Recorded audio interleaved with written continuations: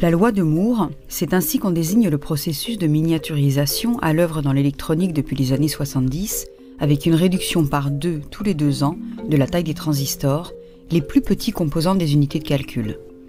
Aujourd'hui, la loi de Moore est dépassée.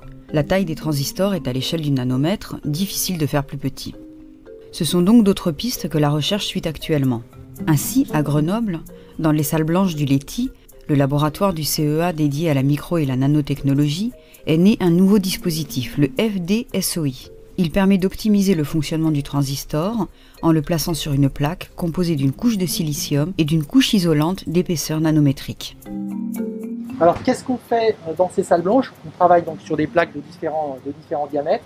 Une fois qu'on a fait toutes les opérations qui permettent de créer les puces sur les plaques, c'est des centaines d'opérations. On découpe les plaques pour en faire des puces qui font quelques millimètres carrés à quelques centimètres carrés. On est capable aujourd'hui de mettre des milliards de transistors sur un petit morceau de puce de la taille d'un timbre-poste.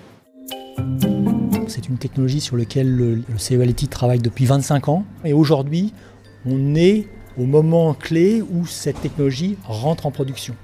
Elle rentre en production chez les grands de la microélectronique mondiale. ST Microélectronique, qui est notre partenaire historique ici sur le site de Crolles à Grenoble, mais aussi GlobalFoundries à Dresde, en Allemagne, Samsung en Corée, et puis d'autres fabricants. Avantageux par sa faible consommation d'énergie, le FD-SOI est déjà employé dans des consoles de jeux vidéo, des GPS et des téléphones mobiles. La difficulté qu'on a aujourd'hui avec tous les outils nomadiques, les téléphones, les capteurs, etc., c'est qu'ils consomment de l'énergie et qu'on est obligé de les recharger en permanence.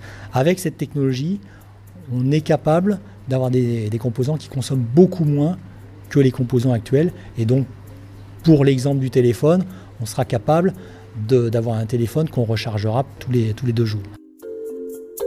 Le grand rival aujourd'hui de cette technologie, c'est la technologie qui a été tirée par Intel, qui s'appelle la technologie FinFET, qui est une technologie extrêmement compliquée à mettre en œuvre, mais qui est extrêmement performante, mais qui a des consommations plus élevées à rendement égal que le FD-SOI. Donc on ne peut pas dire que ce sont des technologies rivales, on peut dire que ce sont des technologies complémentaires. Le FinFET adressera les besoins haute performance et le FD-SOI plutôt les objets basse consommation.